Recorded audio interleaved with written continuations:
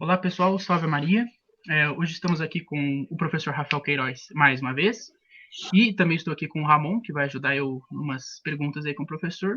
E hoje o tema é olavismo, né? A gente vai querer falar um pouco aí de Olavo de Carvalho, suas influências, um pouco da sua vida particular, algumas polêmicas, e alertar o pessoal católico, aí, principalmente tradicionalista, para que não caia, né, nesse meio olavista e olavete, né, que é muito perigoso. Então, o pessoal aí, se quiser, pode se apresentar. Ramon, professor Rafael Queiroz.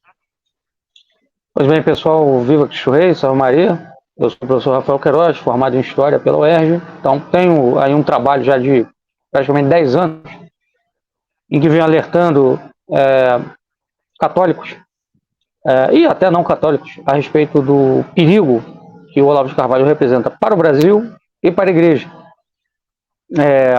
Nosso trabalho começou, a bem dizer, dentro do site Prometeu Liberta, na época 2013, quando o Carlos Velasco, um amigo meu, e outros conhecidos saíram do COF. Eu também cheguei a participar do COF um período, o curso online de filosofia do Olavo de Carvalho. Depois que fomos percebendo, eu e outros, as inclinações esotéricas do Olavo de Carvalho não tinham desaparecido. E que, na realidade, toda aquela ideia, né, que foi propagada pelo padre Paulo Ricardo, de que ele tinha se convertido ao catolicismo, não passava de uma mentira, de uma inverdade. E foi nesse sentido que começamos um trabalho de esclarecimento. Eu depois segui esse trabalho no meu blog também, Catolicidade, revelando uma série de questões, uma série de coisas, trazendo à tona uma série de coisas. E, em virtude disso, nós tomamos um processo em 2016, sofremos um processo movido por um aluno do Olavo de Carvalho, sob a acusação de que nós estávamos fazendo um trabalho de difamação coletiva dos seus alunos, acusando de serem satanistas, maçons, etc. Mas, graças a Deus, fomos absolvidos nesse processo, né? Eles queriam que nós pagássemos uma indenização alta, um valor alto, nós não dispunhamos à época. E nesse processo foi implicado eu e mais um amigo, né, chamado Marcos. Nós dois fomos absolvidos, graças a Deus, né? A justiça foi feita. Em 2018, o Olavo de Carvalho voltou a me ameaçar de mover um processo, porque, na ocasião, eu escrevi um artigo mostrando porque ele era satanista, só que ele não veio a concretizar a ameaça, né? Morreu antes disso. Enfim, então, essa luta já é uma luta que eu venho travando há 10 anos, e da qual eu digo, uma luta árdua, difícil, e que me gerou muitos inimigos, muitas inimizades, perdi muitos amigos, me tornei pessoa não grata para muita gente, e venho sendo perseguido por essa gente desde então, né? Uhum. Então é isso. A gente Normalmente é vai assim aqui nas expor seitas, né? quem é essa figura, né? Perfeito. Normalmente é assim nas seitas mesmo, né? É, é que é igual o Testemunho de Jeová, né? Eu tinha um colega aí que era também, e depois que ele parou de ser, né? Depois que ele converteu ao catolicismo, virou também pessoa não grata, né? Dentro desses meios aí. E muita gente parou de falar com ele. Sim. Mas enfim, vamos ao que interessa, professor. Eu gostaria que o senhor Vamos começasse lá. a falar um pouco da questão do começo do Olavo de Carvalho, né? Porque ele já foi comunista, Uhum. né? Poucas pessoas Sim, sabem disso, né? Ele já foi abertamente militante comunista, né? E só sim, sim. depois que ele se converteu, assim, né, à direita, Uhum. né? Isso, Então, se o senhor puder isso. expor um pouco da vida particular dele aí no começo, né? Isso aí. Claro. Nós vamos falar da vida pública dele, né? A vida particular, quem trouxe à tona foi a filha dele. Eu não tenho A elementos. Heloísa, né? A Heloísa, exatamente, de Carvalho. Eu não tenho elementos para falar da vida privada do Olavo, porque eu não o conheci pessoalmente, né? O conhecimento que eu tive da figura do Olavo de Carvalho foi na esfera pública, com seus artigos, as suas intervenções no debate público, etc. Bom, só para situar aqui, antes de falar do Olavo de Carvalho, eu vou explicar como é que eu conheci o Olavo de Carvalho, que eu acho muito pertinente para o pessoal entender quem é o Olavo de Carvalho. Eu me converti ao catolicismo no ano 2000, tá? Eu tinha, na época, por volta de 18, 19 anos de idade. A minha família materna, praticava o espiritismo kardecista, e na época eu comecei a estudar uma série de obras de diversas religiões, comecei a estudar também a história da religião, etc. Comecei a buscar subsídios sobre a Igreja Católica, catecismo, sobre o protestantismo também, filei Lutero. Eu era um leitor ávido desses assuntos, e na ocasião, na época em que eu frequentava o espiritismo, foi o período da minha adolescência ali, uns 13 aos 18 anos, mais ou menos. Tive uma participação intensa, né, na chamada Mocidade Espírita, aqui da minha cidade. Eu também tinha interesse em esoterismo, né? Então eu era um leitor da revista Planeta. O pessoal que conhece esoterismo sabe que revista é essa. É uma revista esotérica que traz artigos de diversos autores. Eu não sei se ela ainda existe, mas ela era muito popular, assim, nesses meios esotéricos, nos anos 90, anos 80 também, né? Uhum. E eu lia muito isso daí. Então eu conheci o Olavo de Carvalho através da revista Planeta. Ele escrevia lá na revista Planeta artigos variados, tá? Falando sobre cultura, sobre religião, sobre política também, filosofia.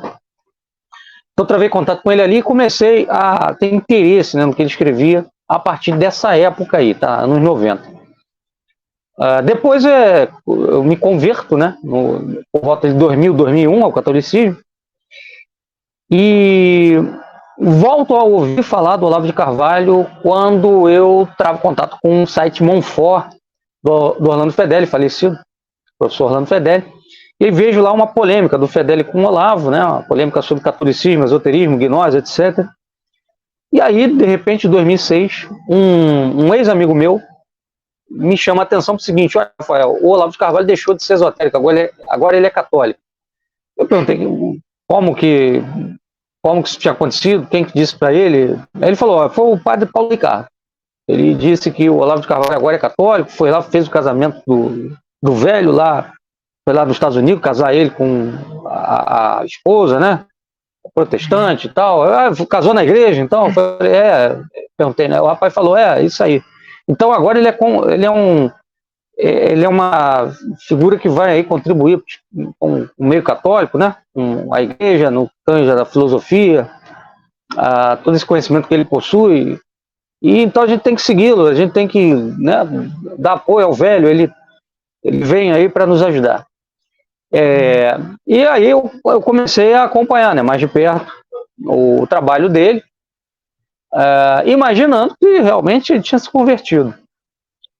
Foi nesse contexto aí que em 2009, né, que começa o COF, eu me matriculei, eu fiz ali entre 50 e 70 aulas, mas nesse momento aí inicial do COF eu fui percebendo do que se tratava, tá? Então, só para o pessoal entender como é que eu vi a conhecer o Olavo de Carvalho, depois acabo saindo do COF, me afasto definitivamente do COF em 2011, e vou ficar de 2011 a 2013 estudando a fundo a obra do Olavo. Já tinha lido muita coisa que ele tinha escrito, mas faltavam alguns livros, né, para que em 2013 eu pudesse começar a atacá-lo, a lutar contra a influência dele nesse meio católico, eclesiástico em geral. Enfim, só para vocês entenderem. Mas vamos lá, vamos falar sobre a passagem do Olavo pelo comunismo. Então, o Olavo de Carvalho, né, ele passou por essa cena comunista ali nos anos 60, justamente aquele período ali da era militar, né, de 64 e tal. O que acontece? O Olavo, ele frequentava a casa do estudante da USP, e ele conviveu com o Rui Falcão, que foi um dos fundadores do PT. Tá? E se filiou ao PCB, Partido Comunista Brasileiro, que, é bom notar, não existia de maneira oficial. Tá? O PCB existia de maneira oficiosa, clandestina. O Olavo esteve filiado ao PCB entre 66 e 68, ou seja, durante 3 anos, 2, 3 anos. Tá? O próprio Olavo de Carvalho diz que no primeiro mês de filiação, de participação no PCB, ele já teve provas de que o PCB não prestava. Mas ele ficou 2, 3 anos lá, quer dizer, uma contradição, né? No primeiro mês você já percebe que não presta e você continua 2 anos no negócio. Que coisa estranha. E por que é importante a gente lembrar disso aqui, né? Porque muita gente vai dizer, mas o Olavo não deixou isso para lá, né? Mudou, as pessoas mudam, realmente as pessoas mudam. Mas muitas vezes as pessoas mudam por fora, por dentro não. Elas às vezes carregam certos traços de mentalidade que elas herdaram lá atrás, em algum movimento que elas participaram, religião, etc. Então o que a gente percebe é o seguinte, que o Olavo de Carvalho ele herdou do movimento comunista uma mentalidade revolucionária. O Olavo adorava denunciar essa ideia, essa mentalidade revolucionária nos outros, né? Mas ele tinha isso também consigo. E aqui, quando a gente fala de revolução, né, é bom deixar claro que acepção de revolução a gente está falando. Aqui eu estou usando o termo revolução no sentido moderno, vamos dizer assim. O que foram as revoluções modernas? Foram processos de destruição, demolição da cristandade, tá? E por que eu digo que o Olavo ele incorpora essa mentalidade? Porque o Olavo ele sempre carregou consigo até a morte uma americanofilia. Depois que ele sai do PCB, né, ele vai ter contato com o esoterismo, com Tariqa, etc. Ele vai assimilar pouco a pouco essa americanofilia, tá? E isso vai fazê-lo penetrar dentro do neoconservadorismo. Neoconservadorismo, que é uma ideologia que toma forma mais consistente ali nos anos 90, logo depois do fim da União Soviética, onde os Estados Unidos vai se apresentar como o grande polo de poder, o único polo de poder mundial, tá? E vai começar a preconizar uma ideia de revolução permanente, ou seja, de levar adiante, né, onde ainda não tinha sido implementado, a democracia ocidental e o capitalismo ocidental, dentro daquela ideia do Fukuyama, Francis Fukuyama, o fim da história, ou seja, a história tem que chegar à sua finalidade. E a finalidade da história foi revelada pelo fim da União Soviética, que é qual? É a prevalência das instituições norte-americanas. Então essa ideia neoconservadora é uma ideia que carrega a noção de revolução permanente, ou seja, povos que ainda não obedecem a essas instituições democráticas de estilo ocidental, povos que ainda não são plenamente capitalistas ao modo ocidental, eles precisam se tornar democráticos e capitalistas, e isso daí, inclusive, por um historiador católico, é definido como trotskismo de direita, que é o E. Michael Jones, né? Então isso daí nada mais é do que revolução, mas é uma revolução de sinal trocado, não é a revolução vermelha, mas é a revolução azul. Perfeito? Perfeito. O ODEC, o Olavo de Carvalho, ele assume também uma outra tese revolucionária, que é a tese da Revolução Brasileira. Essa tese é do Sérgio Buarque de Holanda, fundador do PT. Ou seja, mais uma vez nós vemos aí, no pensamento do Olavo de Carvalho, resquícios do comunismo. Tá? O que o Sérgio Buarque de Holanda falava? Ele dizia o seguinte, olha, o Brasil é um país pré-moderno, um país atrasado, o Brasil precisa se modernizar. Ou seja, o Brasil precisa de uma Revolução Francesa, de uma Revolução Russa. E como é que isso vai acontecer? Vai acontecer no dia em que a oligarquia for derrubada pelo povo. Tá? Então, o Sérgio Buarque de Holanda preconizava uma Revolução Brasileira no sentido de o povo tomando as rédeas do poder. Então, qual era o esquema do Sérgio Buarque? Elites versus povo, que é o mesmo esquema usado pelo Olavo de Carvalho na análise do globalismo, na análise da política brasileira. O Olavo de Carvalho ele interpretava, né, a política mundial e nacional da seguinte maneira: o povo é conservador, a elite é revolucionária. É um esquema de sinal trocado também em relação ao esquema de pensamento dos socialistas, dos esquerdistas, comunistas em geral. Tá? Aqui, obviamente, eu estou falando de esquerdismo no sentido de comunismo, mais especificamente. Tá? Como é que os comunistas veem o processo político? Eles entendem o seguinte: a elite é conservadora, ela quer manter as coisas do jeito que está. O povo é que teria interesse revolucionário, de mudar. Né? Então o Olavo inverte, ele diz que o povo é conservador, a elite é revolucionária, mas é o mesmo esquema, é o esquema de luta de classes, povo versus elite, tá? Quando na verdade a visão católica, a visão orgânica católica de política é a de que elite e povo fazem parte de uma unidade e devem buscar o máximo de harmonia e de conciliação. O Olavo não, o Olavo ele estimulava a luta de classe, tá? Inclusive, né, o que a gente viu acontecer durante o governo Bolsonaro foi isso, um jacobinismo de direita, né? Essa luta eu contra até a elite, compreendo. né?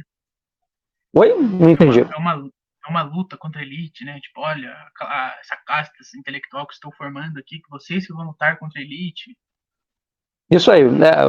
Exatamente. Tinha uma ideia de formar uma nova elite e de derrubar a elite atual. Eu até concordo que a elite atual ela tem inúmeros problemas, óbvio, mas no bojo da praxis e do pensamento olavista, no que tange a política, há uma quase que demonização da elite, né? Até da função de uma elite, ou do papel de uma elite política na sociedade. Quer dizer, a única elite que poderia existir seria a elite cultural, né?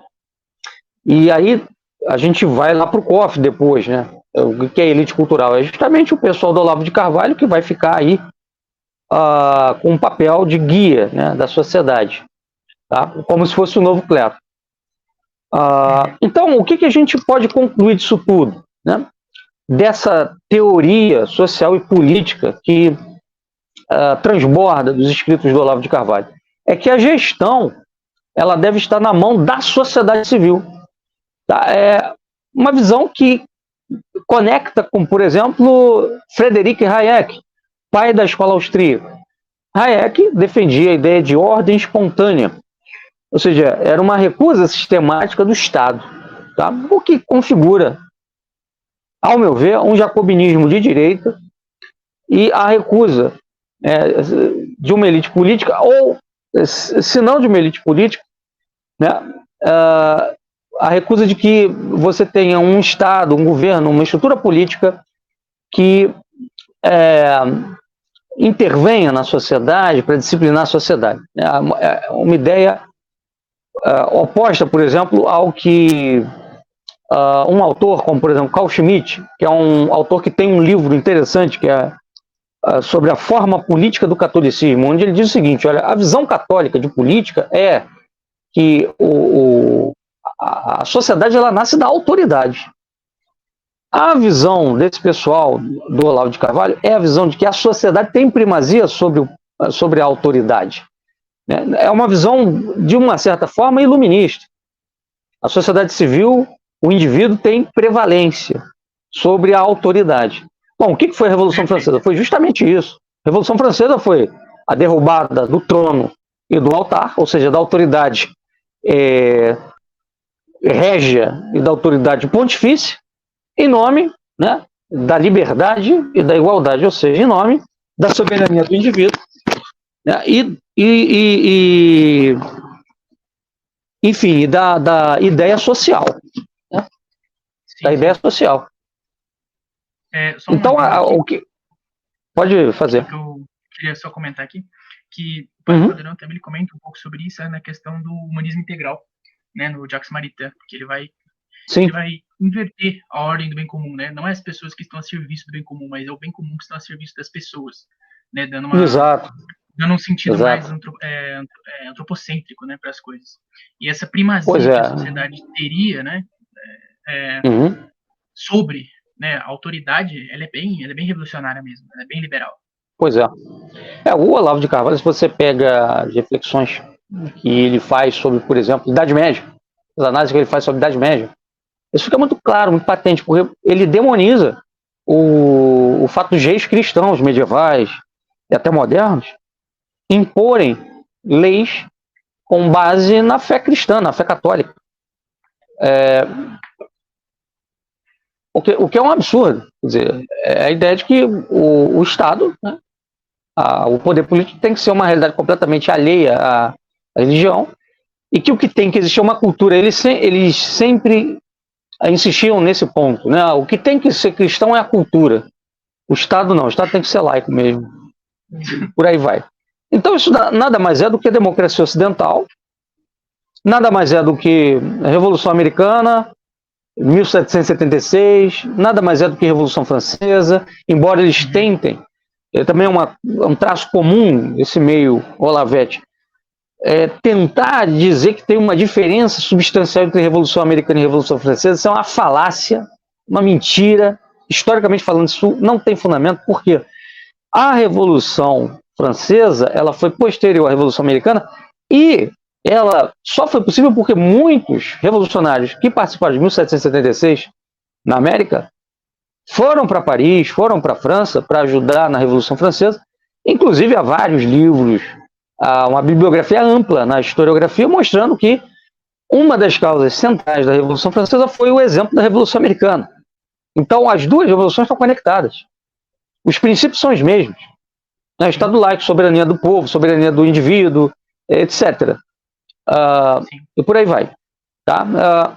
Então, o que é a democracia ocidental? Isso também tem que ficar muito claro. Isso tem que ficar muito claro. A democracia ocidental nada mais é do que uma via para o socialismo internacional. Porque o que é a democracia ocidental? Nada mais do que a tirania do inferior e do idiota. Ou seja, qualquer um vota, qualquer um pode se pronunciar sobre qualquer assunto, e a decadência cultural hoje que nós vivenciamos, ela é decorrência direta disso. O Olavo de Carvalho, ele tendia a passar a impressão de que a decadência cultural era só produto do marxismo cultural. Mas a coisa é muito anterior a isso. Isso daí é um efeito. E não é a causa. A causa é a democracia ocidental. Ou seja, qualquer um pode falar, qualquer um pode se pronunciar sobre qualquer coisa. E isso é um traço do mundo moderno, do mundo contemporâneo, mais especificamente, né? 1789 para cá. Então, o que a gente pode dizer é que, na realidade, o pensamento do Olavo de Carvalho está completamente vinculado a uma tradição, né? não católica, mas uma tradição liberal, a uma tradição americanista, a uma tradição ocidental no sentido moderno do termo. Estamos falando de cristandade ocidental, mas sim de ocidente moderno que nasce com a Revolução Francesa e Americana. E a gente pode até ir além dizendo o seguinte, que o Olavo nunca foi um conservador. Né? Muitas pessoas conectaram ao conservadorismo, porque o conservadorismo, até mesmo americano, ele não concorda com muitos pontos que o Olavo batia. Por exemplo, o Olavo defendeu a invasão do Iraque pelos Estados Unidos. O Russell Kirk, que é um autor conservador, que inclusive o Olavo de Carvalho indicava, ele sempre se colocou contra esse tipo de intervenção, porque ele dizia, olha, isso é uma mudança acelerada da sociedade iraquiana, eles não estão preparados para isso. A cultura deles não é a mesma nossa, não é a cultura democrática, não é a cultura do debate, né, do racionalismo. Então, como é que você vai levar para lá esse modelo democrático? Não tem como. Então ele era contra. O Olavo não, ele defendia a invasão e defendia a implementação de um governo democrático lá no Ocidente, ou seja, um modelo mesmo de forçar aquele povo, aquela cultura a assumir, assimilar um estilo, né, de poder político, de governo completamente alheio, né, à sua história, à sua tradição, às suas condições, né, mentais, culturais, etc. Isso aí é típico do neoconservadorismo. Fukuyama, imperialismo, exatamente, Fukuyama, Léo Strauss, etc. Esses autores todos são os que fundamentam o pensamento do Olavo de Carvalho. Então, de conservador não tem nada. Tá? E, aliás, é preciso também dizer o seguinte, o conservadorismo, mesmo britânico, ele tem uma veia revolucionária. Porque, assim, o Edmund Burke, não é que ele era contra revoluções, mudanças. Não é que o conservador é contra mudanças. Ele só é contra mudanças rápidas. Ele acredita que as mudanças devem ser graduais, passo a passo. Elas têm que ser lentas, mas elas têm que acontecer. Né? E o conservador, ele tem uma... Pode falar. O senhor pode ver pelo próprio Bolsonaro mesmo, né? O tanto de lei feminista que ele aprovou, questões de LGBT que ele aprovou, que ele concordava. Isso aí. Exatamente. Exatamente. Então, o que acontece? O conservador, ele acredita que, ademais, no darwinismo. O que eu quero dizer com isso? O darwinismo diz o seguinte, que há uma seleção natural dos mais fortes. para o conservador, se uma instituição sobreviveu ao tempo, então ela é boa. Ele não entra no mérito de se essa instituição ela concorda ou não com a lei natural, a lei divina. A visão do conservador é historicista, é darwinista. Ou seja, uma coisa deu certo, a escravidão deu certo, então ela é boa, não deve ser mudada, não deve ser banida. Se ela está funcionando, se ela é funcional socialmente falando, né, então ela foi testada pelo tempo, então ela deve continuar. Né? Ou seja, o conservador é um amoralista, ele não julga as instituições através de um critério de justiça e de bondade, mas sim de eficiência e funcionalidade. Né? E era isso que o Olavo estava trazendo para o Brasil, e foi isso que ele trouxe para o Brasil. Como você bem notou, o Bolsonaro, por exemplo, ele nunca se colocou contra o aborto. Ele se colocava contra o aumento de casos em que a lei permite o aborto. É diferente. Ele nunca disse eu sou contra o aborto, por princípio. Vamos tentar mudar essa lei, retroagir a lei. Não. O Trump, bem ou mal, fez isso lá nos Estados Unidos, né? Tirou lá o juiz da Suprema Corte e colocou outros, mudou lá a jurisprudência e acabou. Passou a lei um tempo atrás. Isso. A Suprema Corte decidiu o contrário do que vinha decidindo durante 40 anos, mudou tudo. Mas o Bolsonaro nem isso. Vocês vejam aí, por exemplo, esse ministro da STF nomeado pelo Lula, Zanin, votou contra a equiparação de homofobia e racismo. E os dois ministros colocados pelo Bolsonaro, né, chancelados pelo Olavo de Carvalho, votaram a favor. Enfim. É uma espécie de xadrez 8D mesmo, né? O pessoal brinca com isso, né? Xadrez 8D, mas é muito real isso. Isso é muito verídico. Pois é, mas existe. O ministro do Lula vota contra, mas o ministro do Bolsonaro vota a favor. Né? Vota a favor. O cenário político brasileiro não é para iniciantes. Não é, porque o que acontece? Eu comentava sobre esse assunto tempos atrás com um colega. Quando você tem um presidente de direita que diz que é cristão, que é pela família, etc., o que o pessoal cristão pela família faz? Relaxa. Temos um presidente lá cristão pela família, então não precisamos vigiar o que ele vai fazer, porque tudo que ele fizer vai ser cristão e pela família. Só que não é assim. As coisas vão passando e se passam contra o cristianismo e contra a família, já tem uma tropa preparada para dizer que não, ele teve que fazer isso porque não tinha jeito, né? A Ana Campanhola, aquela deputada do Bolsonaro, na época que ele passou uma lei aí, eu acho que sobre questão de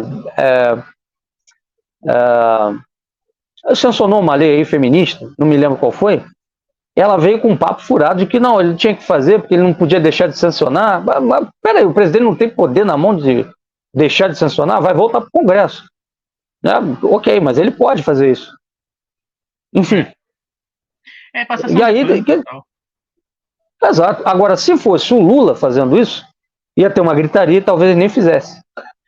Né? Então, para você ver como é que são as coisas. A mesma coisa acontece com a esquerda. Assim, quando tem um cara lá de esquerda, que o pessoal da esquerda acha que é pelo povo, pelo trabalhador, o cara consegue passar leis anti-trabalhador e anti-povo sem a gritaria deles. É sempre assim. Sempre, o Lula fez isso. Né? Eu era funcionário federal nos anos 2000, ele passou uma reforma da Previdência no setor federal que colocou um teto. Você ganha 10 mil, você vai ganhar só 4. Tá? Se você quiser ganhar os outros 6, quando você se aposentar, você vai ter que fazer uma previdência privada no Bradesco. No Bradesco. Né? O banco que pagava as campanhas do PT. E aí o pessoal da esquerda, eu lembro, eu era funcionário federal, Sintracef, Sindicato dos Funcionários Federais. O que a Sintracef fez? Nada, ficou quieto. Não podemos criticar o Lula, porque senão ele sai, aí volta o PSDB, não... então vamos ficar quietos. É assim que eles agem. Mesma coisa direito.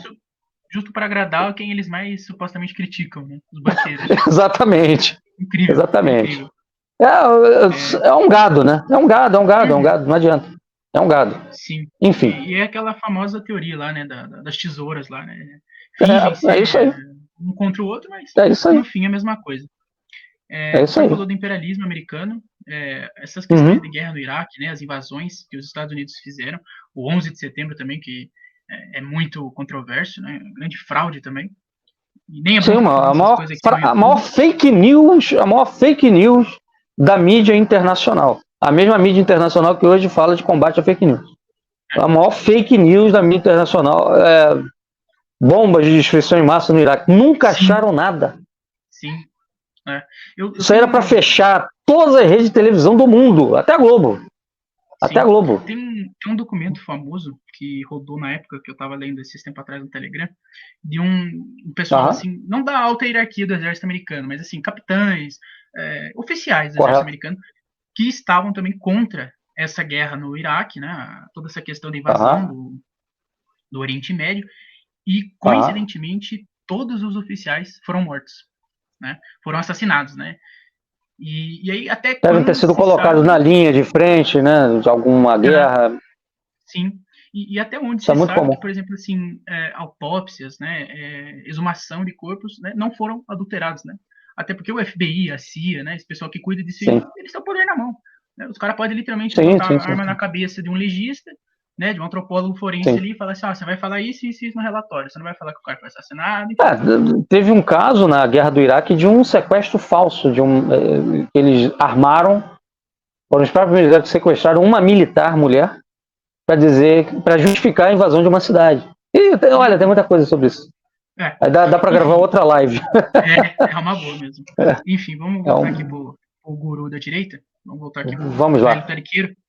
E eu queria que o senhor falasse um pouco dessa questão mesmo, né? Falei velho tariqueiro aí. Queria que o senhor falasse um pouco desse envolvimento do Olavo de Carvalho com essas macumbarias malucas da vida aí, né? Com questão de René Guénon, né? Essas taricas, né? O envolvimento dele com o islamismo. Que, inclusive, o filho dele é muçulmano ainda, né? O Gugu lá, né?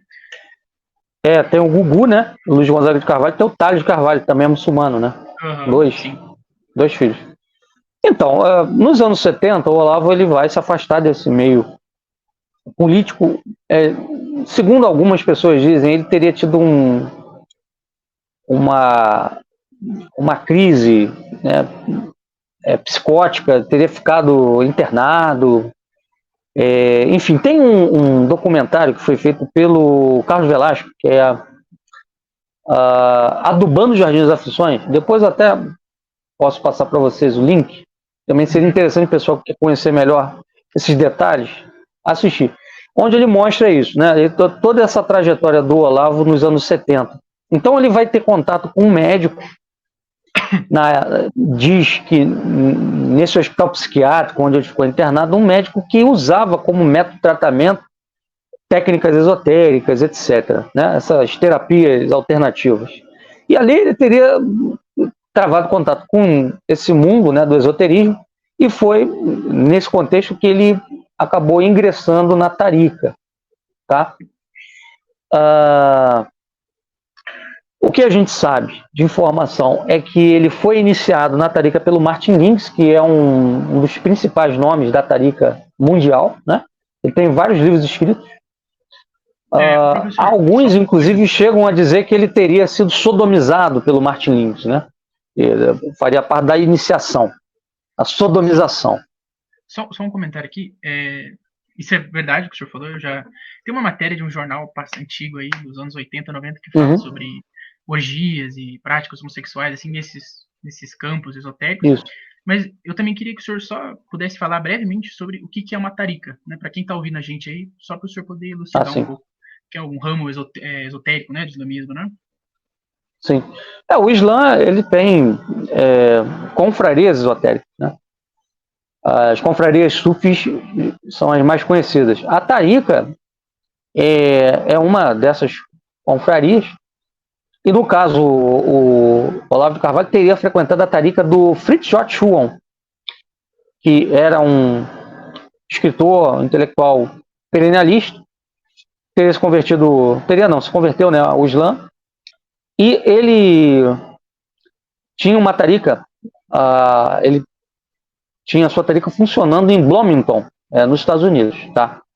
Então o Olavo de Carvalho teria frequentado os círculos do Fritjof Schuon, tá? Nesses anos 80. E depois, quando ele começa a atividade dele aqui no Brasil, nesse campo aí do perennialismo e tal, ele vai montar aqui um grupo chamado Grupo Tradição, né, do qual muitas pessoas participaram. Depois acabou que ele deu um golpe financeiro no pessoal. Isso está tudo bem documentado nesse documentário que eu falei, Adubando os Jardins das Aflições. Tá? Enfim, em 2016 eu revelei lá no meu blog, Catolicidade, depois deixo o link também desse artigo, que ele é muito interessante, como que o Olavo de Carvalho começou a formar um círculo de seguidores aqui no Brasil dessas ideias perennialistas. Então lá em Pernambuco teve um pessoal que estava querendo se iniciar nessas coisas, e aí chamou o Olavo de Carvalho para ter aula com ele, tá? E aí no meio dessa formação, o Olavo teria dito para o pessoal o seguinte: olha, é importante vocês terem uma religião, vocês têm que praticar uma religião, né, uma religião institucional. Vocês não podem ser só praticando da tarica ou do esoterismo, vocês têm que ter uma religião, vocês têm que ser católicos, sei lá, budistas, ortodoxos, etc. E aí esse pessoal decidiu por se filiar à igreja, entre aspas, ortodoxa, né? Tá? E aí eles criaram lá em Pernambuco uma paróquia ortodoxa. Agora eu não me lembro qual é a linha, né, de patriarcado que eles seguiam, qual era o patriarcado que eles seguiam. Mas enfim, isso aí eu revelei na época, 2016. Isso enfureceu os olavistas. Foi nesse contexto que eles fizeram a cabeça de um sujeito para ele me processar. Tá? Porque eles estavam furiosos com essa revelação. Isso aí eu consegui. Esse dado eu consegui com um colega, que me passou os nomes, me passou todos os detalhes, né? E depois, inclusive, na época, lá no blog, entraram o pessoal que participou desse processo, né, de iniciação e de depois infiltração, né, no meio ortodoxo, né? Foi lá no blog comentar, dizendo, realmente isso aconteceu, mas não foi bem assim, não sei o que e tal. Aí depois a gente realmente viu que o esoterismo não era o caminho, enfim. Mas por que eu trouxe à baila esse artigo na época? Porque era justamente para mostrar para o pessoal como estava em curso um processo de infiltração perennialista dentro da igreja. Tá? E que o Olavo tinha começado esse processo lá nos anos 90, no meio ortodoxo, onde hoje você tem um padre aqui no Brasil, chamado Luiz Fidilis, que era discípulo do Olavo de Carvalho, é uma espécie de padre Paulo Ricardo da ortodoxia. Tá? Ele introduziu o Olavo de Carvalho, o perennialismo, no meio ortodoxo. Tá? Então isso antes de começar no meio católico, começou lá no meio ortodoxo. Tá? Então, isso aí é uma das coisas, né, que a gente pode falar. Tem outras também, por exemplo, aqui no Rio de Janeiro, o Olavo de Carvalho morou aqui no Rio de Janeiro, né, um tempo. E ele chegou a frequentar a Capela São Miguel. Para quem conhece, a Capela São Miguel é uma capela que fica no Cosme Velho, bairro aqui adjacente ao Corcovado, muito conhecido aqui no Rio. E onde o responsável é o Dom Lourenço, né? Que é um padre e monge ligado à Fraternidade São Pio X. Tá? Ele tem essa capela, São Miguel, e tem uma outra capela que fica em Niterói, hoje. Na época, o Olavo de Carvalho, ele frequentava a Capela São Miguel, porque ele era amigo do pai do Dom Lourenço, né? O Júlio Flechman. Mas aí consta, né, que ele teria ido, no finalzinho dos anos 90, para a Romênia, um tempo lá. E o que ele foi fazer lá? Ele foi buscar um aprofundamento no perennialismo, etc., lá na Romênia. Tá? Diz que lá ele teria se iniciado, já tinha se iniciado no perennialismo, teria entrado na maçonaria romena, tá? Sob as bênçãos do André Plezu, que é um maçom romeno, perennialista, é o estilo Olavo de Carvalho lá da Romênia. Eu não sei se ele ainda está vivo, mas ele tem uma influência muito grande por lá também. Anticomunista, etc., pró-ocidente, perfil idêntico ao do Olavo. Em vários países tem surgido figuras similares, né? Na Romênia, Plesur, em Portugal, o Mendo Castro Henriques, aqui no Brasil, Olavo de Carvalho, na Rússia, o Alexander Dugin. Todos eles enfim. ligados a esses meios maçônicos. Isso, exatamente. Maçônicos, perennialistas, né? Maçonaria perennialista. Enfim, então, consta, né? Segundo um padre conhecido nosso, que o Dom Lourenço, tendo descoberto essa iniciação do Olavo na maçonaria romena, ele expulsou o Olavo da Capela São Miguel. Na ocasião da época que o Olavo fazia o Truth Speak, ali nos anos 2008 e tal, o Truth Speak era um programa que ele fazia toda semana, né, no YouTube. Tinha um formato de rádio. Né? E isso aí. Aí comentava notícias do Brasil, dos Estados Unidos, do mundo, etc. Então ali teve uma vez que ele falou, ele comentou isso aí, esse fato. Eu só teria que encontrar, eu não lembro agora exatamente o ano, né, qual foi. Acho que muita coisa também saiu do ar dessa época aí, mas me lembro bem que ele fala desse conflito que ele teve ali, né, na Capela São Miguel, dessa celeuma, que resultou na saída dele, né, dali, daquele meio, daquele nicho, né, que estava tentando também entrar. E aí depois ele vai para os Estados Unidos, né? Depois desse fuzuê, ele vai para os Estados Unidos e se estabelece lá de vez, tá? Enfim, então, o que a gente tem para falar aqui sobre essa questão da inserção do Olavo nesses meios é isso. Para finalizar, tem um documento que está de conhecimento público, foi revelado pela maçonaria do Rio de Janeiro, tá? O Grande Oriente do Rio de Janeiro publicou uma lista de maçons ilustres em 2013, e cuja lista se encontra o nome do Olavo de Carvalho. Tá bom? O nome dele está lá. Isso está documentado no site Prometeu Liber também. Isso aí está tudo documentado que a gente está falando aqui. Sim, não é nada. Tá? Então é indubitável. É indubitável que ele é maçom, pertenceu à Tarica, ele próprio não negava, né? Isso. O que acabou acontecendo foi que o padre Paulo Ricardo ele atuou como uma espécie de navio quebra-gelo para fazer com que muitos católicos aceitassem a figura do Olavo de Carvalho sob a justificativa de que ele teria se convertido ao catolicismo. Eu, inclusive, cheguei a acreditar nisso. Mas à medida que eu fui fazendo o COF, fui vendo que não era assim. Só para vocês deixarem, para eu deixar claro aqui para vocês o que aconteceu no COF, eu acho que aqui é o último prego do caixão, para demonstrar, provar definitivamente o que a gente está dizendo. Nós gravamos em 2014 um vídeo, também deixarei o link aqui para vocês, por que o COF era uma seita. Então, o nome do vídeo é A Seita do Olavo de Carvalho, está lá no nosso canal, Via Romana Rafael Queiroz. O que eu vi no COF? Eu vi o seguinte, ali no COF você tinha o pessoal que assistia às aulas, tinha um pessoal que assistia e comentava as aulas, e tinha um pessoal que, a partir desse pessoal que assistia e comentava, começava a selecionar para a formação de grupos de debate cultural. Tá? Então, esse amigo que me indicou a entrada no COF, ele, ex-amigo, aliás, né? Deixou de ser meu amigo por causa disso. Quando eu comecei a bater no Olavo de Carvalho, ele acabou com a amizade. Enfim, o que a gente viu ali? A gente viu o seguinte, os caras se reuniam, né, em casa para discutir texto do Olavo de Carvalho, o que ele falava, o que ele tinha dito no COF, para estudar, né, a matéria lá das aulas do Olavo. E nesse meio aí, o Olavo ele indicava livros para serem lidos. E olha, a quantidade de livros esotéricos, de Schuon, de Guénon, pelo amor de Deus.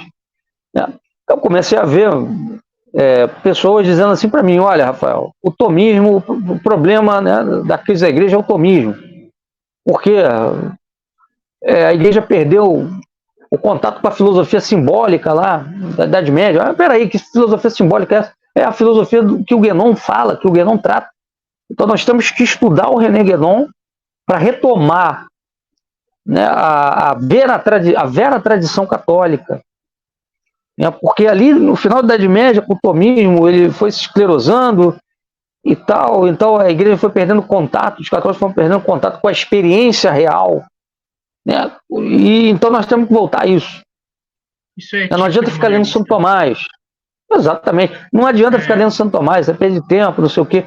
E isso tudo era dito no contexto seguinte. Na época, aqui no Rio de Janeiro, 2008, 2009, estava se formando um círculo tomista em torno do Carlos Nogueira e do Sidney Silveira. Eu acompanhava também, né, a atividade deles. O Sidney Silveira tinha um blog, acho que ainda tem, Contra Impugnante, muito bom, aliás, sim, onde ele fazia análises. Isso, ele fazia análises de diversas questões filosóficas, teológicas, políticas, à luz do tomismo. Naquela época, foi que eu conheci o Alan dos Santos, bastante conhecido aí no meio da direita, e o Rodolfo Loreto. Os dois, eles estavam muito próximos do Sidney e do Nogueira, e houve uma polêmica do Sidney com o Olavo, onde o Sidney acusou o Olavo de não saber o que era tomismo. E ele provou, por A mais B, que ele não sabia realmente o que era tomismo, né? O tomismo, ele confundia tudo. E aí o Olavo veio uma série de invectivas, né, e tal. Aí o Sidney rebateu, dizendo que um filósofo não fala palavrão. E o Olavo disse, não, até santos falaram palavrão. Então virou um bate-boca, que na época eu tomei o partido do Sidney. Dizendo, olha, o Sidney tem razão, o Olavo está errado. Porque eu acompanhava o Olavo, sempre acompanhei o Olavo, como alguém que falava coisas até pertinentes, positivas e até válidas, mas que tinha limites, tinha problemas. Eu sempre falava para esse amigo que me indicou a entrar no COF, que falou para mim, olha, vai lá, o Olavo se converteu e tal. E eu percebia no Olavo uma veia liberal, uma veia americanófila, e que isso me impedia de tê-lo como um guru, como um mestre. Eu o tinha como uma referência, né, alguém que tinha uma relevância no debate público, até filosófica também, em certa medida, mas nada mais que isso. Era uma referência, entre outras, não a referência, não o guru. Tá? Então, nessa ocasião, tomei partido do Sidney contra o Olavo. Olha, esse pessoal do COF ficou com ódio de mim, né? O Silvio Grimaldo, que era quem coordenava o COF, tivemos eu, ele, o Alan e o Rodolfo uma discussão feia no Facebook, não, na época era o Orkut, tá? E ele, o Silvio Grimaldo, veio com um papo de que a gente tinha que parar de ler São Pio X e ler o professor Pasquale, porque a gente primeiro tinha que saber escrever e ler português e falar português, do que ficar debatendo, do que debater teologia. É aquela coisa erudita, né? Você tem que saber falar o latim clássico, né? É típico deles, né? Eu queria entrar nesse ponto depois que o senhor falar um pouco sobre esse eruditismo, mas pode terminar aí e depois a gente fala sobre isso. Então ali, né, foi, vamos dizer assim, a chave, o ponto de virada, onde eu percebi de forma clara que se tratava de uma seita e que se tratava de uma seita esotérica, tá? Só que eu precisava de elementos mais sólidos para sustentar essa acusação, então eu falei, bom, vou me afastar, vou continuar examinando, vou reunir dados, vou reunir textos, elementos, para na hora certa a gente começar o ataque. E foi o que começamos a fazer em 2013. Tá? E na ocasião disso daí eu saí do COF, deixei o COF, e nós temos hoje, até seria interessante aqui a gente falar disso, o seguinte, nós temos uma massa, né, de coisas que nós extraímos do COF, até pessoas que continuaram no COF posteriormente, seguiram, além da aula 50, da aula 70, foi onde eu parei, e que recolheram para mim uma série de ensinos francamente esotéricos do Olavo de Carvalho, francamente heréticos, mas que eu não publiquei ainda. Quero ver se eu publico isso ainda esse ano. Por que eu não tinha publicado isso? Porque eu sabia que se eu publicasse, eu ia sofrer um processo. Então o velho morreu, né, já. Agora não tem mais esse risco. Morto não abre o processo. Então nós vamos fazer uma... a poeira baixar um pouco. Isso, vamos esperar, vamos fazer uma triagem disso daí e publicar. Porque as sementes do mal continuam dando frutos. Né? O Olavo de Carvalho morreu, mas as suas ideias estão aí, os seus filhotes estão aí, né? Os seus discípulos estão aí, inclusive alguns lutando. Isso, alguns lutando, inclusive, pelo seu legado, né? Para ver quem sucede o velho. Alguns aí lutando aí até pela canonização do velho, né? Sim, o Marcílio, né? O Marcílio chegou a falar disso, né? Ridículo. Pois é. O santo que fala palavrão e era tariqueiro. Ridículo. Exatamente. Voltando então, é isso. Queria que o senhor comentasse essa questão mesmo do eruditismo, que é muito forte no olavismo, né? Tipo, você vai lá, critica o Olavo, mas você já leu alguma coisa do Olavo? Mas você já viu as 500 aulas do COP? Você não viu, então você não tem propriedade nenhuma para criticar. Né? Ou seja, é impossível, então, refutar, porque só quem paga o COF pode conhecer, compreender o pensamento do Olavo de Carvalho a fundo, né? Sim, esse eruditismo, inclusive, é um dos motivos, né, que o Carlos Nogueira uma vez falou, que saiu lá do CDB, né, que também tem uma espécie de influência olavista, né, enfim, esse aqui não é o tema, mas isso aí também renderia, não sei se o senhor sabe de alguma coisa, isso renderia também sei. Alguma coisa, enfim, né, saiu o Carlos Nogueira, o rapaz árabe lá, esqueci o nome, o Omar, enfim, deixa a palavra para o senhor, pode falar.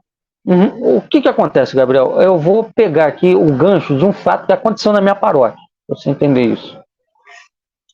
Justamente de um sujeito do CDB que eu vou me valer aqui do direito de não citar o nome, porque a gente sabe que pode vir a acontecer mais à frente, né? Enfim. Acho que foi em 2016 que aconteceu essa palestra, ou 2016 ou 2017, aqui na minha paróquia de missa tradicional. O padre, ele chamou um sujeito do CDB para falar sobre as 3 revoluções, aquele conceito, né, lá do Fedele, do Plínio Corrêa de Oliveira, etc., né? As 3 revoluções contra a cristandade. Protestantismo, Revolução Francesa e Bolchevismo, né? Revolução Russa, isso. Então, ele fez uma abordagem, só que no plano cultural. Tinha um rapaz que frequentava aqui a paróquia, Vinícius, inclusive hoje ele está no IPCO, né? Instituto Plínio Corrêa de Oliveira, que levantou a mão e perguntou assim para o palestrante do CDB: olha, mas a questão do pecado original? Aí o palestrante disse: olha, essa questão ela é secundária, a questão primária é intelectual. O problema de raiz, o problema de fundo do Ocidente é intelectual.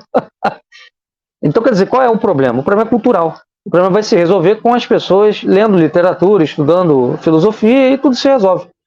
Porque, na realidade, isso daí é uma decorrência das ideias do Eric Voegelin. O Olavo de Carvalho, ele nunca teve uma filosofia propriamente dita. Ele pegou coisas do Lavelle, coisas do Voegelin, coisas do Lonergan e de outros filósofos, e fez uma miscelânea e criou ali um sistema de pensamento dele, né, que é baseado naquele adágio: unidade do conhecimento na unidade da consciência, né, e vice-versa, enfim. E o que o Voegelin dizia? Eu já li o Voegelin, né? O Voegelin, inclusive, é um autor de teoria da história, teoria política, etc. Até coisa interessante, mas o que o Voegelin diz? O Voegelin diz o seguinte, que a desordem, ela começa quando o homem perde o contato com a experiência da realidade. Tá? E isso daí é decorrência de uma série de problemas culturais, intelectuais que vão surgindo no processo histórico. Então, uma visão completamente naturalista, né? Sim, não leva em consideração isso, não leva em consideração o pecado original, tá? O próprio Voegelin, né? Ele considerava, né, que o cristianismo, qual era a diferença dele para a filosofia grega? Quase nenhuma, porque o que ele vai dizer? Olha, o cristianismo é um salto no ser, ou seja, é uma das formas de você ter contato com o ser, com o fundamento das coisas. mas ele não viu o cristianismo como uma revelação, né, sobrenatural. Tá? Sou até meio existencialista, né, esse tipo de filosofia. É uma filosofia naturalista. Ou seja, para ele, o problema é quando a razão perde o fundamento ali da realidade, né? Perde contato com a realidade e passa a girar em torno de ideias que não tem contato com o mundo concreto, com o mundo real. O mundo real aqui não no sentido material da coisa, o mundo real no sentido de o mundo do ser, o mundo do logos, né? O mundo da verdade, vamos dizer assim, né? Da verdade do ser. Mas é uma verdade puramente irracional, né? Então, toda a cosmovisão do olavismo perpassa isso, né? O problema é de fundo cultural, não é de fundo moral, não tem a ver com pecado, tem a ver com falta de alta cultura. Então, se você tiver alta cultura, você vai ter a religião bem organizada, a sociedade bem organizada, é tudo bem organizado. O que falta é a alta cultura, só isso. Então a ideia eruditista ela vem daí. Você tem que ler muitos livros, você tem que ler os clássicos, né? Você tem que ler literatura, principalmente anglo-saxão, ele adorava indicar autores anglo-saxões, né? Porque aí você vai ter a experiência do real, ali vai ter condensada, né? Alguns problemas universais que surgem da experiência do real, e aí você vai conseguir ordenar a sua existência, você vai se tornar o Spoldaios, que é o homem sábio, né? Aquela noção do Aristóteles. Porque o Aristóteles tinha uma visão de que você tendo o Spoldaios ali na vida pública, o sábio na vida pública, atuando na vida pública, né? Através do seu conhecimento, da sua filosofia, você teria a ordenação da sociedade. Então, a sociedade seria harmônica se você tivesse muitos Spoldaios ali, né, atuando. Então, é basicamente essa a visão deles. Você vai ter uma sociedade ordenada se você tiver alta cultura. Né? É isso. Sim. O eruditismo nada mais que isso. Naturalismo. Sim, e esse eruditismo vai até mesmo contra o próprio São Tomás fala, né? O conhecimento perfeito é de Deus. Né? Se eu não me engano, tem uma frase, se eu não me engano, é do padre Garrigou Lagrange. Ele fala que uma senhorinha, né, que nunca estudou filosofia na vida, mas que é católica, né, reza o rosário ali, ela é mais sábia do que Aristóteles, ela é mais sábia do que os filósofos gregos. Porque ela tem um conhecimento perfeito, que é da fé, que é da religião. Santo Agostinho dizia isso também. Santo Agostinho dizia que mais vale o homem conhecer as suas misérias do que o universo inteiro. Perfeito, é exatamente isso. E aí o pessoal quer dar mais importância aí pro intelectualismo, pro conhecimento natural, né, do que pro pecado original, que é a grande mazela do homem. É claro que esse conhecimento filosófico, literário, é importante, porque ele permite a formação de um homem mais aperfeiçoado, né? A cultura tem o seu valor, obviamente, sim. Mas ela não resolve tudo. Eles dão uma ademais, cultura, né? e ademais fazer a sociedade. Isso aí. E ademais, nós temos que considerar o seguinte, que no contexto católico, a filosofia e a literatura devem servir à salvação das almas. Então, por exemplo, Santo Agostinho diz, olha, todo conhecimento da natureza deve servir para glorificar o Criador. Você vai buscar conhecer para quê? Para conhecer melhor a Deus, amar a Deus, né? E poder fazer a sua vontade. Então, eu vou conhecer química apenas para ter um resultado técnico, como é no mundo moderno, né? Você busca conhecimento apenas para ter um resultado técnico. Isso é importante, tem um valor, mas é um valor secundário perante o conhecimento da ordem universal que te faz contemplar Deus, né? Por trás da natureza, né? Como criador de todas as coisas. Então, esse pessoal dá um valor enorme a leituras, né? E isso vai também funcionar porque alimenta a vaidade, né? Alimenta a vaidade. Então, muita gente começa a entrar nisso porque é uma forma de se sentir alguém. Ou seja, eu sou o sábio, eu sou o filósofo, eu sou o detentor da alta cultura, eu sou aquele que vai restaurar a civilização, né? E vai tirar o Brasil da barbárie cultural. E aí, depois disso, né? Quando nós formamos essa elite cultural, da qual eu sou parte, né? aí vai tudo ser harmonizado. E isso daí é uma coisa também que tem muita relação com o esoterismo, porque o esoterismo ele traz a ideia de que você tem alguns indivíduos que são especiais e que esses têm um conhecimento superior das coisas, né? São os iniciados, e o resto é a escória. Os profanos. Então, as duas são os profanos, isso aí, os iniciados e os profanos. Há uma divisão da sociedade, da humanidade entre iniciados e profanos. Então, essa elite cultural seria a elite dos iniciados, daqueles que sabem, que conhecem, né, que entendem, contra os que não sabem. Né? E aí, essa ideia de... Oi, pode falar. Interrompendo aí, rapidinho. Não sei se você chegou a ver alguns prints de stories, assim, desse pessoal da Vista. É como o Ítalo Marcilli, tem aquele Fábio Salgado também, né? Carvalho, se não me engano. Sei quem é. E eles são completamente...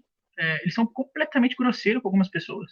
Né? Tipo, você é burro, sei lá o quê, você é feia, né? Tem um print famoso aí que o Ítalo Marcilli chama a mulher de feia e burra. Sim. A tática do Olavo, né? Xingamento, Inclusive, esse Fábio Salgado, ele é um continuista ferrenho, né? Sempre foi contra a tradição, né? Nossa, fala mal pra caramba de Dom Wilson, da Resistência. E assim, o pessoal vai contestar ele, vai argumentar contra ele. Ele fala assim, mas quantos livros do Vaticano II você leu? Quantos documentos você leu? Quantos livros acerca do assunto você leu? Eu sou graduado em latim, não sei o que eu já li... você já leu os documentos do Vaticano II em latim, né? No latim original e tal? Assim, nunca atacando o argumento da pessoa, só humilhando ela. Né? Sempre se tratando de educação. Eu acho engraçado que essas afirmativas, elas nunca vêm acompanhadas de uma demonstração. Tá, você leu em latim, então me diz o que está escrito em latim, que nós estamos dizendo aqui que não corresponde ao que está escrito lá exatamente. Fala o quê, né? Aí quer dizer, é só um exibicionismo. Não, eu sei ler em latim, eu li em latim, beleza, e aí me prova por A mais B que o que eu estou dizendo não corresponde ao que está no original. Se você conseguir fazer isso, ótimo, eu dou o braço a torcer. É por exibicionismo, e é por isso que o olavismo cresceu tanto, porque ele pega as pessoas pela vaidade. Exato, e ele chama a atenção das massas por essa polêmica, né? Por polemizar. Né? Exato. Agora, assim, o Olavo de Carvalho atraiu muita atenção também na época, né? Porque ele começou a colocar o dedo na ferida de algumas coisas que estavam acontecendo na época do PT, né? Então ele meio que foi uma voz que representava uma indignação e uma insatisfação de segmentos da sociedade com o governo PT.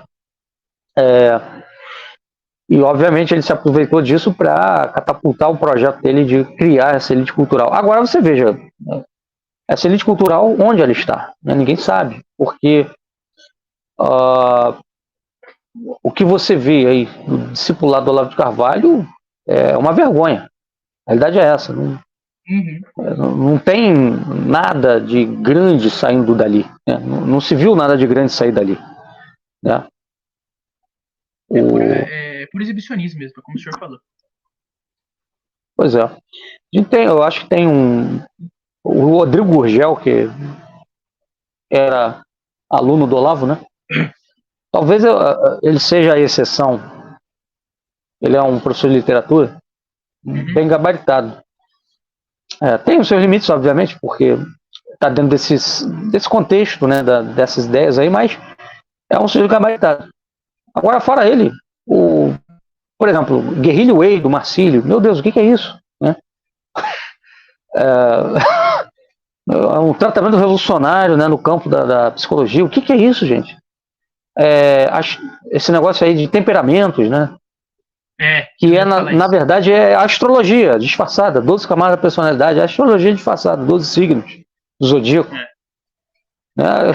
É vendido como se fosse uma coisa assim, meu Deus, caramba, descobriram a roda. Não, isso é bobagem, quer dizer, um negócio que está sendo refogado aí, num formato de psicologia barata, mas que no fundo é astrologia, nada mais. E vendem esses isso é alta cultura? De água, né? Pois é, isso é alta cultura.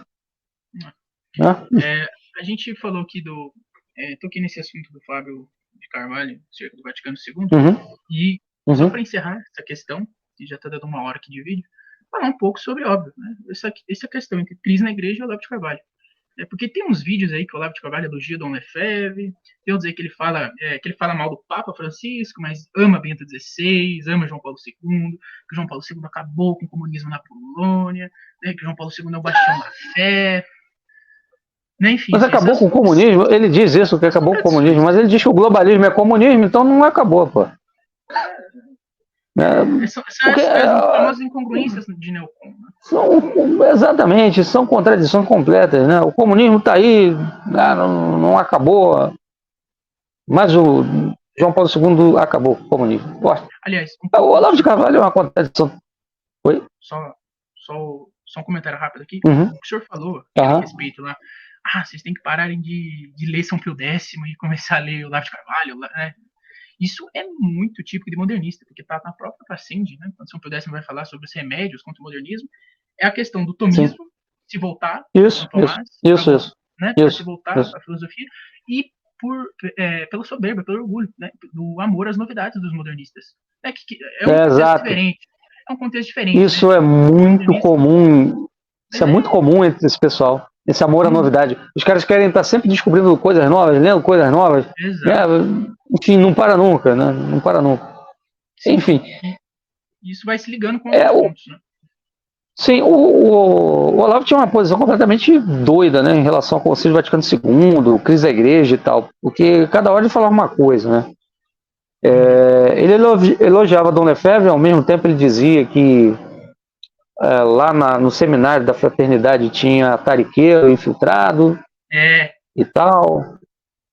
Enfim, ele recusava o Vaticano II, mas ao mesmo tempo endossava o padre Paulo Ricardo, que defendia a hermenêutica da continuidade, ou seja, que o Vaticano II está em continuidade com a tradição. É uma contradição total, absoluta, eu não consigo entender isso daí. Na realidade, a gente até entende, porque o Guénon, ele, que é o guru lá do Olavo, né? O Guénon, o Schwann, eles viram o Vaticano II realmente como um fator que afastava a igreja dessa tradição perene, né, que eles queriam retomar. Por isso, inclusive, que eles se converteram para o Islã, né? Eles achavam o seguinte: a igreja entrou numa espiral de crise e tal, que não vai sair, então vamos para o Islã, porque ali ainda sobrou alguma coisa de tradição religiosa. A igreja católica não se rendeu totalmente ao século, ao secularismo moderno, ao materialismo moderno, né? Então vamos lá para o Islã, porque ele ainda mantém um zelo pela tradição. Então ele, por um lado, criticava, né, o Vaticano II, por causa dessa veia guénoniana. Mas por outro, como ele precisava desse pessoal neoconservador para penetrar na igreja, né, então ele fazia também concessões, né, e ia vivendo nessa contradição aí, né. Tem um vídeo famoso do Olavo que ele literalmente fala: alguém tem que expulsar o Francisco a pontapés de Roma. Né? Sim, me lembro disso. Ridículo. Me lembro. Mas é engraçado que ele faz essa crítica. Eu me lembro bem disso, Gabriel, porque na época eu tinha contato com algumas pessoas que estavam ainda nesse círculo do Olavo, um contato mais pessoal. O que aconteceu? Quando o Francisco foi eleito, essas pessoas me disseram assim: meu Deus, é o fim. Porque viram Francisco sem a casula, né, romana, sem aqueles paramentos papais, ele pedindo oração, em vez de orando pelo povo, rezando pelo povo, ele pedindo oração por ele, né? Todo aquele gesto, todo aquele gestual democrático, né?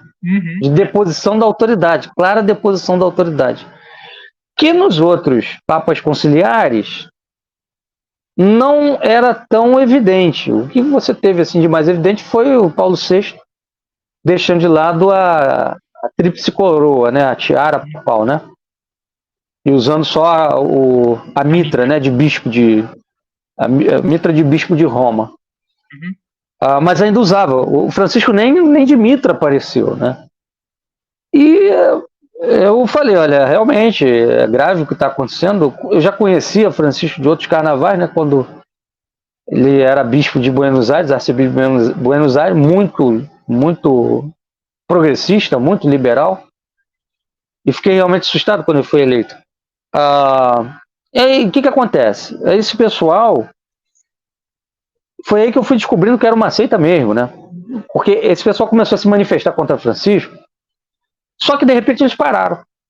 Aí eu fui me perguntando por que isso tinha acontecido, né? Aí eu descobri o seguinte, que dentro do COF tinha surgido um tal de voto de pobreza de opinião. Voto de silêncio em matéria de opinião. Voto de silêncio em matéria de opinião. Ou seja, enquanto o Olavo de Carvalho não desse a opinião dele sobre um assunto, os alunos não poderiam dar. Então, o que acontece? Veio o pessoal falando de Francisco, aí o Olavo deve ter dito, cala a boca, vamos esperar. Aí passaram-se uns meses, pianinho. Ficaram quietos. Isso, aí em 2014, passou um ano praticamente de pontificado, ele começou a falar que Francisco estava fazendo graça para movimento LGBT, movimento feminista, etc e tal. E aí, movimento feminista não, movimento abortista, e aí o pessoal começou a cair de pau, né? Bater em Francisco, Francisco é herege, né? Não sei o quê, porque o Olavo deu autorização para falar. Tem um caso de um amigo meu, que foi esse aí que foi processado comigo, também foi inocentado, Marcos, o nome dele. Um amigo comum nosso, né? Ele tinha muito essa coisa de comprar livros que o Olavo indicava. Então, uma vez, esses dois estiveram aqui no centro do Rio, num sebo, e aí esse amigo nosso, Marcos, ele viu um livro do Otávio de Farias, acho que é A Tragédia Burguesa o nome do livro. Ele falou, olha, livro bom, ótimo. Compra aí, o que tu acha? Esse livro aí é legal. Aí o outro falou assim, não, mas o Olavo de Carvalho não indicou esse livro, então eu não vou comprar. Aí depois chegou um tempo, o Olavo chegou a indicar esse livro, aí ele comprou. Esse amigo meu falou, mas peraí, tu não tinha dito que esse livro não era bom? Não, mas agora o Olavo deu o New Obstat, né, para comprar, então eu comprei. Meu Deus. Então essas coisas foram revelando pra gente, foram mostrando pra gente que era uma seita mesmo, né? Eram pessoas do nosso convívio, né? Pessoal ali que a gente via isso, né? O cara mudar da água pro vinho porque o Olavo tinha dito uma coisa e o sujeito às vezes nem examinava direito, né? O que estava sendo falado, mas foi o Olavo que falou, então tá dito, né? O cara adquiriu assim, sobre os alunos um poder, uma autoridade religiosa, né? Magisterial. É gado. Impressionante. Gado. Agora, Gabriel, eu queria aqui, para finalizar, traçar aqui algumas heresias do Olavo de Carvalho também, para alertar o pessoal. Pois não, perfeito. Acho importante. Lá no nosso blog, nós fizemos uma lista de heresias que foram proferidas pelo Olavo de Carvalho ao longo da sua... Vou deixar o link na descrição. Depois o senhor passo para... links aí que o senhor falou também. Ok, passo para ti. E nós organizamos também um livreto contra o Olavo de Carvalho. Um livreto que elenca essas heresias, traz documentado onde que ele falou isso, né? Tá tudo documentado, nós não estamos sustentando nada no vazio, né? Tem ali o dia, a obra que ele falou, o artigo que ele disse, o que ele disse. Tá, né? Na época, 2019, nós estávamos com um projeto, junto com outros amigos, de escrever um livro contra as heresias do Olavo, né? Mas acabou que, por N razões, o livro não saiu. Mas eu já tinha feito meu capítulo, então eu decidi fazer esse livreto. Na verdade, é um livreto formato digital, mas qualquer um pode acessar. Ele está no Drive do Google, né? Tá no meu e-mail. Aí eu disponibilizei para o pessoal ler, acho que é importante para alertar aí para o risco que o Olavo representa. Então vamos lá. A primeira heresia aqui que eu queria citar é o seguinte: o Olavo de Carvalho ele diz que teologia é diferente de filosofia, ou seja, teologia não é ciência, né? Ele dizia que a teologia ela envolve fatos, tá? E aí é o grande problema, né, do pensamento dele quando ele se relaciona com a teologia. Porque ele falava o seguinte, que a fé ela é baseada na experiência e não no dogma, não na doutrina, não naquilo que foi revelado por Deus. Modernismo puro. Modernismo, exatamente. Não tem nem muito o que dizer. Está claro, né? E isso foi repetido isso aí várias vezes. Isso não foi uma vez, foram várias intervenções dele dizendo a mesma coisa. Uhum. Então, por exemplo, ele tem uma fala interessante que ele diz o seguinte, que os decretos dos papas, os ensinamentos papais, eles não garantem a fé. Tá? Por quê? Porque eles são meros símbolos verbais. Então, o que tem que acontecer? O sujeito tem que pegar aquilo ali, ele tem que reconstituir a verdade, né, fática no seu interior, tá? Na sua consciência, dentro dele, né? Na sua consciência, isso aí, dentro dele, para ele relacionar esses símbolos verbais com aquela experiência lá originária dos primeiros cristãos. Ele tem que refazer Sim. essa experiência dentro dele. Nossa. Quer dizer, a mente individual é que tem que examinar os dogmas. O indivíduo é a soberania da mente individual sobre o Papa. Isso aí é completamente anticatólico. Isso é protestante, pô. Modernismo, protestantismo, individualismo, subjetivismo, tudo quanto é heresia moderna. Não, fora que, além de que ele nega uma das verdades básicas de fé, que o magistério é regra próxima de fé. Acabou. Exato, a igreja é o sustentáculo da verdade. Roma locuta, causa finita. Né? Acabou. Perfeito. Exatamente. E aí, como é que. Não. Isso não garante a fé? Peraí. Pode perguntar. Professor, que é bem interessante, a respeito da doutrina social da igreja. Eu já vi alguns neocons, né, pessoal criticando bastante, né? Uhum. A Rerum Novarum de Leão XIII, falando que ele endossa um pouco de socialismo, né, que os papas eles beiram a defender o socialismo. Inclusive, esse é um dos ataques que o próprio Mises fazia contra a Igreja Católica. Né, que os papas entravam em conluio com o socialismo, o que é absurdo, que é ridículo. O Mises dizia que o próprio Cristo era socialista.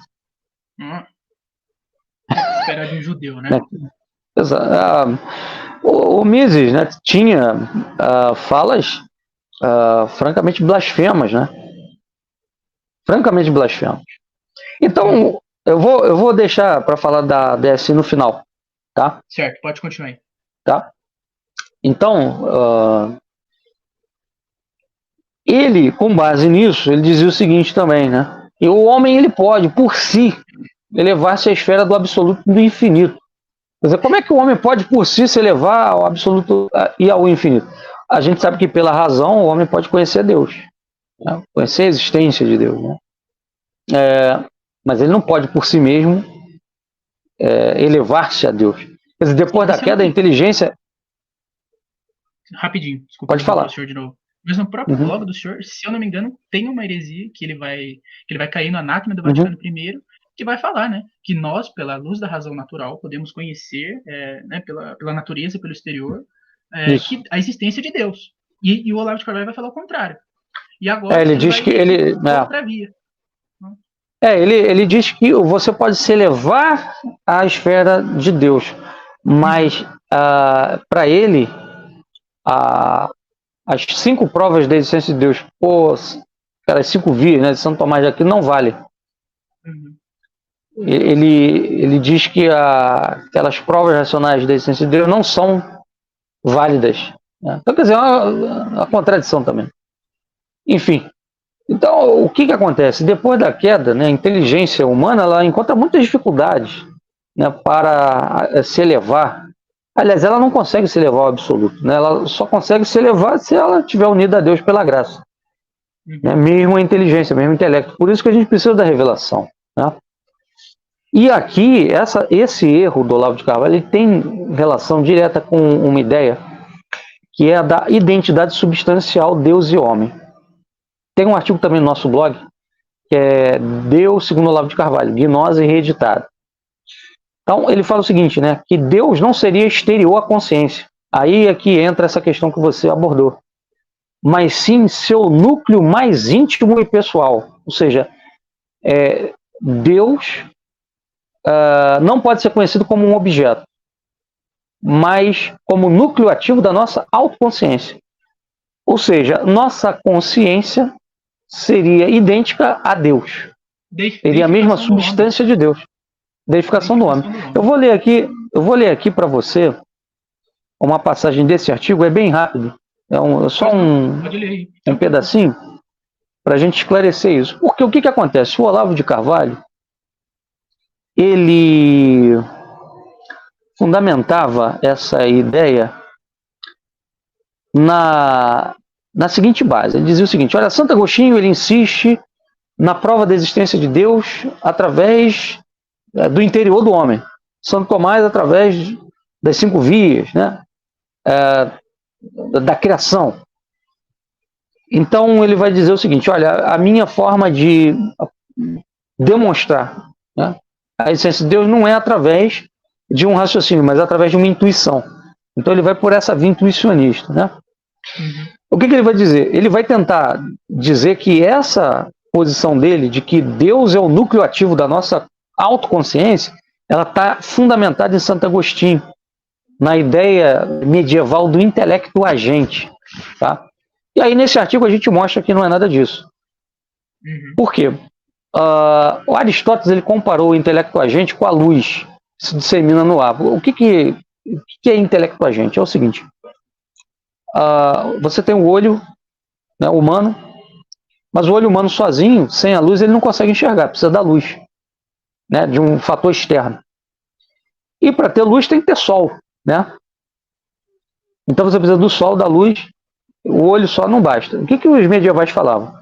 Que o intelecto humano, ele precisa de uma luz, seria a luz divina para conhecer, para compreender as coisas, né?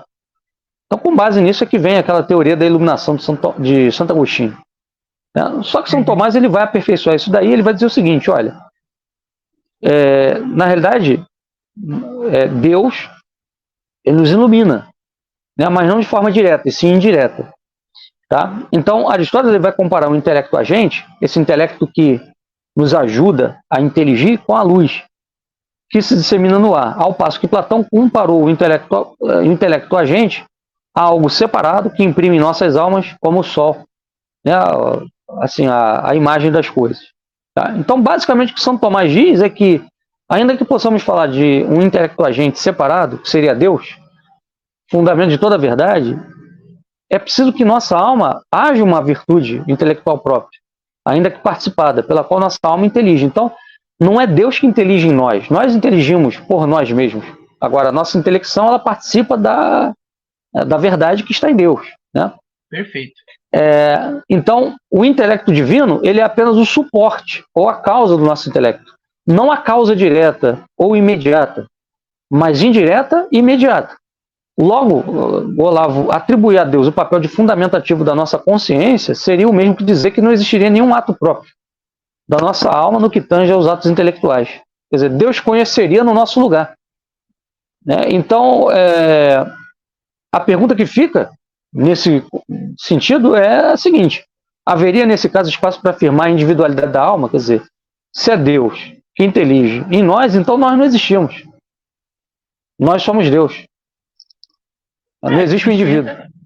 Sabe, isso entra no que o senhor acabou de falar, é a deificação do homem. Então, o panteísmo, né? No caso, o senhor está falando, é Deus que intelige por nós. Mas na visão do Olavo de Carvalho, cada um é o Deus e intelige por si mesmo. Então é meio que. Isso aí. Deus, é meio esquisito mesmo. É por isso que ele dá. Pois é por isso que ele dá ênfase à mente individual, quer dizer, porque a sua mente é o Logos, né? Nós somos o Logos, enfim. Então é isso, eu vou deixar depois com vocês essa lista de heresias, entre elas que a maçonaria é compatível com o catolicismo, né? Que os bons católicos devem lutar pela pacificação da relação maçonaria e igreja, entre outras loucuras. Entre outras loucuras, né? Agora, sobre a DSI, esse livreto que eu fiz, tem lá um capítulo só sobre as heresias do Olavo de Carvalho contra a doutrina social da igreja. Como você falou, né, a doutrina social preparou o caminho para o comunismo por condenar o liberalismo. A tese dele é essa: ao condenar o liberalismo, a igreja deu fôlego ao comunismo. Mas, ora, o comunismo, ele é filho do liberalismo. Não existiria um sem o outro. Então a igreja vai na causa. Foi a causa, foi a raiz da coisa, né? Depois ele diz também que a DSI caducou, né? Que ela fazia sentido lá atrás, agora não faz mais, né? E, por exemplo, ele vai também legitimar a ideia dos juros. Ele vai dizer que os juros transforma a riqueza atual em riqueza futura, potencial, o que é uma falácia, porque muitas vezes os juros ele não entra como um fator para alavancar a produção, ele entra como um puro fator especulativo e que vai trazer a expropriação da renda alheia e não a criação de renda ou de riqueza. Aliás, Aristóteles e toda a tradição medieval também, né, do Santo Tomás, eram francamente contra os juros, porque os juros consiste em você cobrar pelo tempo. E aí o tempo pertence a Deus, como diz Santo Tomás. Você não pode cobrar por uma coisa que você não produziu, né? É possível a atividade prestamista na medida em que você empresta um dinheiro para alguém produzir algo e você entra como, vamos dizer assim, sócio daquela empreitada. E você fica submetido a um contrato. Isso, você submete o tomador de empréstimo a um contrato em que ele te garante a participação nos ganhos daquela empreitada que vai ser feita com o capital que você disponibilizou, né? Mas isso aí é diferente dos juros. Os juros ele é uma cobrança que é calculada mês a mês, né? Pelo tempo e não pelo empreendimento, é pelo tempo. E a concepção dos escolásticos era de que os juros ele promove a acumulação de riquezas, né? Excessiva na mão de poucos, concentração de capital na mão de poucos. E o importante é fazer com que o dinheiro circule o máximo possível, né? É igual quando, por exemplo, tem um comerciante que tem uma grande quantidade de mercadoria e que ele guarda aquela mercadoria para forçar um aumento artificial do preço para ele ganhar mais. Ele está prejudicando a sociedade. Da mesma forma, um sujeito que guarda uma grande quantidade de moeda e não disponibiliza para circulação, ele também está prejudicando a sociedade. O Olavo, ele basicamente não considera nada disso e vai, inclusive, endossar a escola austríaca de economia, que é de todas a mais liberal, a que defende que as leis do mercado devem dominar sobre todos os aspectos da vida social, deve ter controle sobre todos os domínios da vida humana, inclusive até no que tange a relação pai-filho.